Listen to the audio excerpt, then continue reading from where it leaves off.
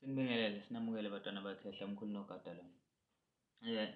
Yazi ngikhathazekile la. Abantu badidekile abazi ukuthi benze njani ukuze imithandazo yabo izwakale noma izinto abazifisayo zenzeke empilweni yabo. Inkinga enkulu ukuthi abantu bazibophe bona and abakwazi lokho through ukunganaki nokungabi nalo ulwazi.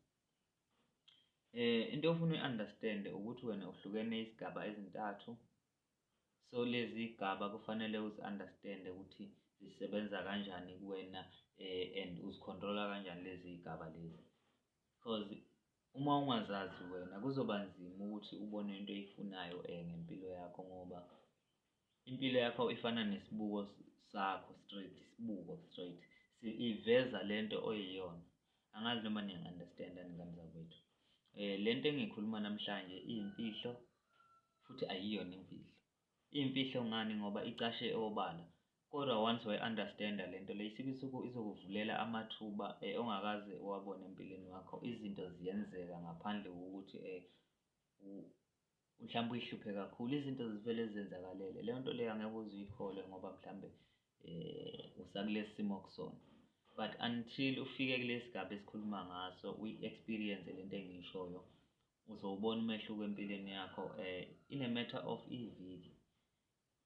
Kodwa uma ngabe wenza lento le eyiyona ungazikhohlisi.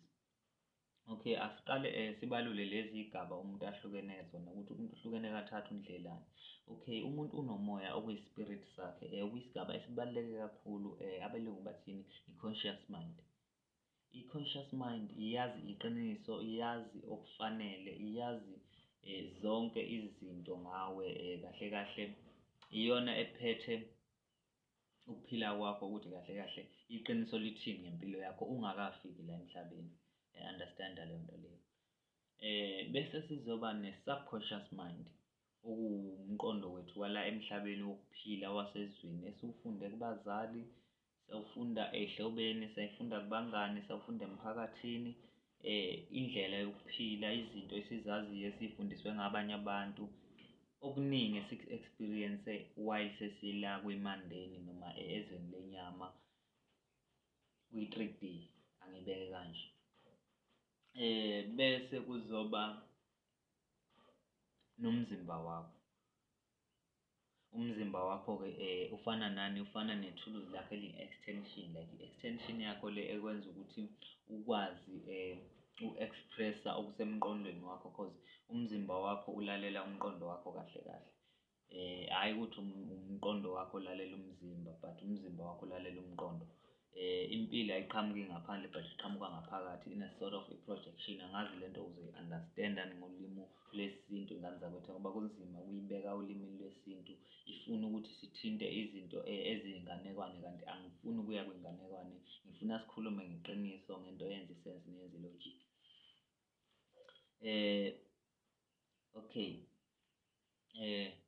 Umqondo wakho lo o-conscious, lo mqondo wakho owazi konke esiye sithi thina siwubiza ngani ngengelosi noma ama-guides noma izithunywa noma izidalwa. Lowo moya lowo uphila kuleyo ndawo leyo kuleso sigaba esiphezulu. Lo mqondo awunaluvalo noma lolu qobo lwakho alwesabi, alungabazi, aluzibuzi imibuzo eminingi, alulindeli ukuthi abanye abantu ba-confirm-e noma ba-validate ukuze luthathe ama-actions. Kahle kahle lulele phezu kweqiniso elimsulwa lolu qobo lwakho esithi lu-conscious. Ila kuphila khona ubuNkulunkulu nobungcwele bakho noma ila kuphila khona uChrist lapho kuleyo ndawo. Because uChrist i-consciousness is not like umuntu ophilayo serious. I-consciousness isigaba esithile, amafutha athile atholakala phakathi kwisikali okuyi-Golgotha lakho, isikali sakho leso la kuhlangana khona lama-hemisphere owu-2 left hemisphere ne-right hemisphere. Le miqondo yale buchopho bakho la buhlangana khona iyona ndawo esithi i-sacred i-Golgotha kuwena noma isikali sakho siyi-Golgotha. So lo mqondo o-conscious ugcina uphazamiseka through lo mqondo o-subconscious ngoba abantu bayawusuppressa. Let's say bawufeed-a more information in such a way that lo ugcina sewusala ngaphandle lo mqondo owubungcwele kuwena.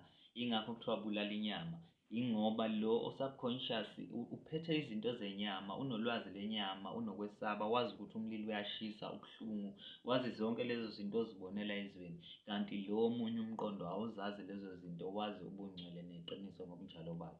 So wena kufanele ukuthi unikeze lo mqondo kaNkulunkulu noma lo mqondo omsulwa amandla ngaphezu kwalo wenyama, ngoba lo wenyama unovalo, unezithiyo, like unezinto ezikubambayo ukuthi uphumelele ngani, ngoba fanele ulalela abantu, fanele ubukwe, kune-ego, kunani.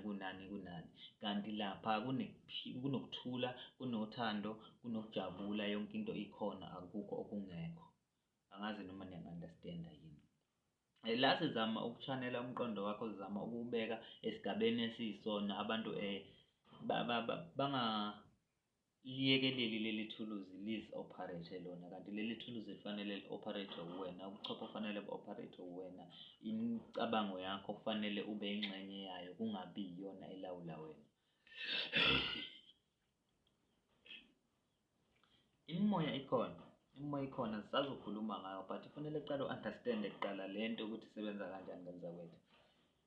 Uma sisuka kulo mqondo wakho olokhuzile ongcwele, sewunqobile lo wenyama, kuba lula ukuthi izinto zenzeke empilweni yakho, cause suke emzimba wakho sewulalela lo mqondo wakho owubungcwele, lo mqondo wakho owazi iqiniso lonke ngempilo yakho.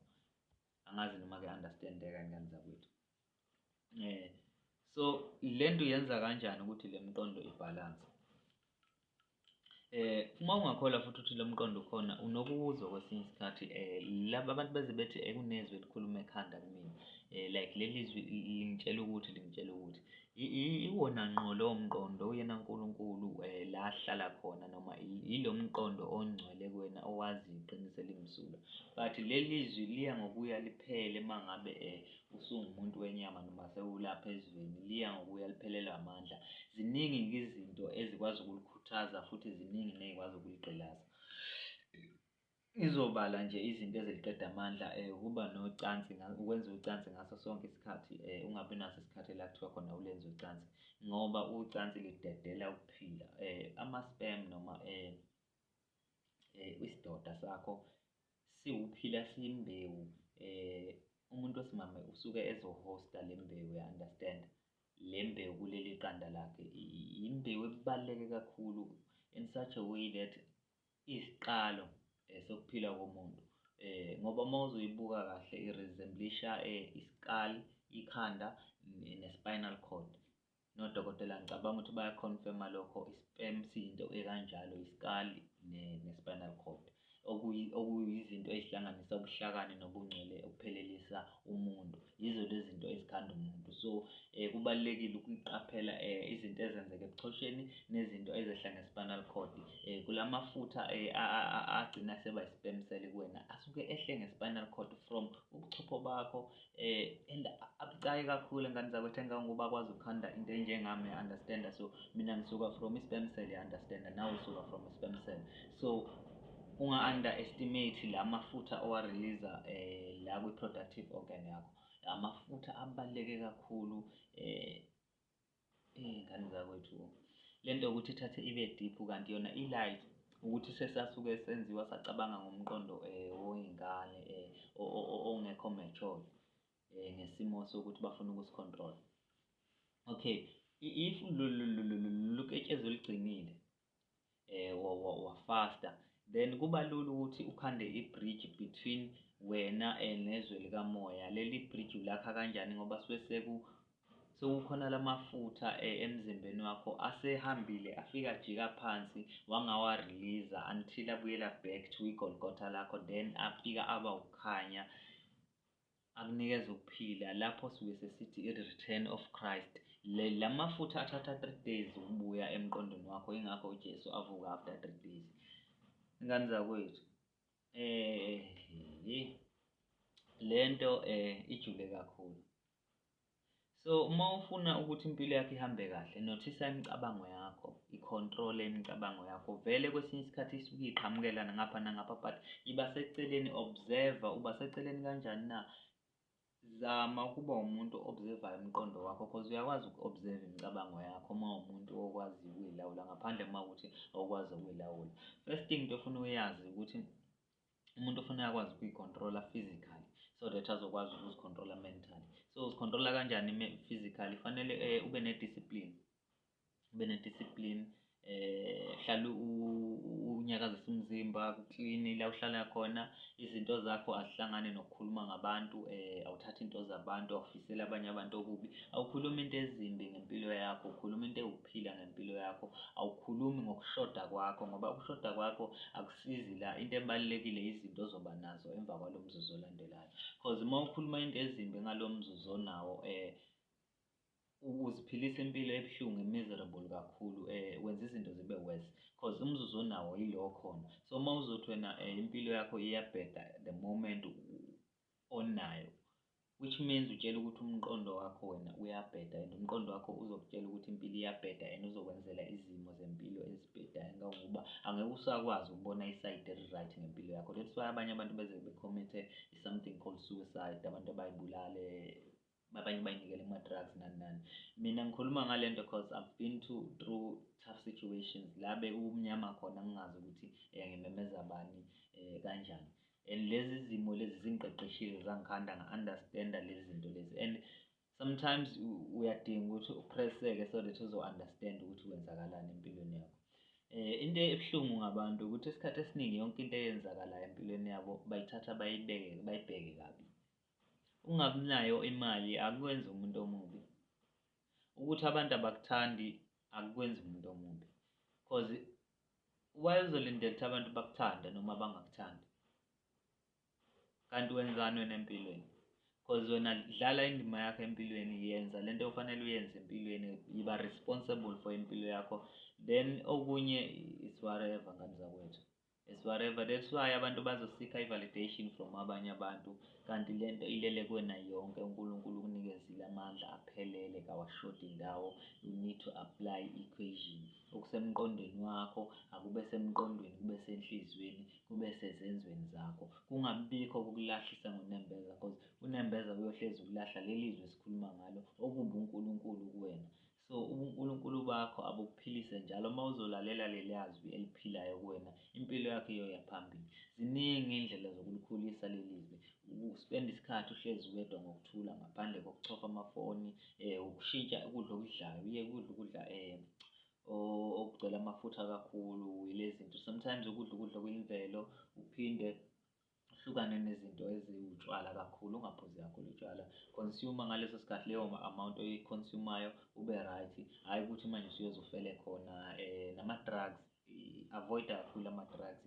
If usebenzisa ugwayi oluhlaza usebenzise ngokuy'cabangela because ugwayi oluhlaza awunankinga, uyakwazi uku-enhance-a lesi simo lesi, usebenzise lento uphinde ukhuleke. Lokhu kukhuleka-ke mina ukukhuleka engikuthandayo, angithandi ukukhulekela ukukhuleka kokucela, ngani zakwethu, awuceli uma ukhuleka, uyakhomanda, uyasho ukuthi akwenzakaleni empilweni yakho, hhayi ukuthi uyacela, uyakhomanda, ngani zakwethu. Unikeziwe amandla ungangabazi, njengoba usuke ufaka imbewu ensimini, awuzibuzi ukuthi izomila yini, awuceli, awucabangi, uyayifaka phansi bese uyachelela then imbewu bese iyaqhuma. Yonke lento isebenza kanjalo. Thatha i-idea uyifake emqondweni wakho, then uyinikeze amandla i-idea ngokuyisekela ngezinto okumele uzenze ngokuthatha i-responsibility, then impilo yakho izoshintsha. Thatha isinqumo esisodwa namhlanje noma ngabe sincane kangakanani esizosiza impilo yakho, leyo nto leyo izokulekelela kakhulu. Uqaphele kakhulu iy'nqumo zakho before uthathe isinqumo, zinike noma imizuzwana nje for like 5 seconds at least, uthi ukusiphendula lesi simo usicabanga. Unga-overreact futhi unga-react kodwa responda ey'ntweni.